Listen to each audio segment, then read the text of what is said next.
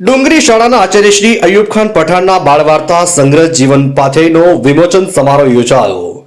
NCERT દિલ્હીના script writer, GCERT ગાંધીનગરના નાટ્ય લેખક, સારા વક્તા, સાહિત્યકાર, નવલકથાકાર અને ડુંગરી ઉચ્ચતર પ્રાથમિક શાળાના આચાર્ય શ્રી અયુબ ખાન પઠાણની નાના ભૂલકાઓ માટેની બાળ વાર્તાનો સંગ્રહ જીવન પાથેયનું તાજેતરમાં કુસુમ પ્રકાશન અમદાવાદ દ્વારા પ્રકાશિત કરવામાં આવ્યો હતો.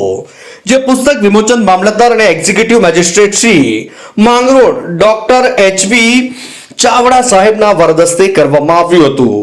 આ પ્રસંગે ઉપસ્થિત તાલુકા વિકાસ અધિકારી શ્રી માંગરોળ, પોલીસ ઇન્સ્પેક્ટર શ્રી માંગરોળ, સુરત જિલ્લા પ્રાથમિક શિક્ષક સંઘના ઉપપ્રમુખ ઇમરાન ખાન પઠાણના મહાનુભાવો, આમંત્રિત મહેમાનો, સરપંચ શ્રી ડુંગરી સરિતાબેન, નરેશભાઈ ગામિત, નસરુભાઈ, માજી સરપંચ યુસુફભાઈ, માજી સરપંચ અરવિંદભાઈ, વનિતાબેન, નાયબ મામલતદાર પંકજભાઈ, પૂર્વ કેન્દ્રીય આચાર્ય મનહરભાઈ પરમાર અને મોટી સંખ્યામાં લોકો હાજર રહ્યા હતા.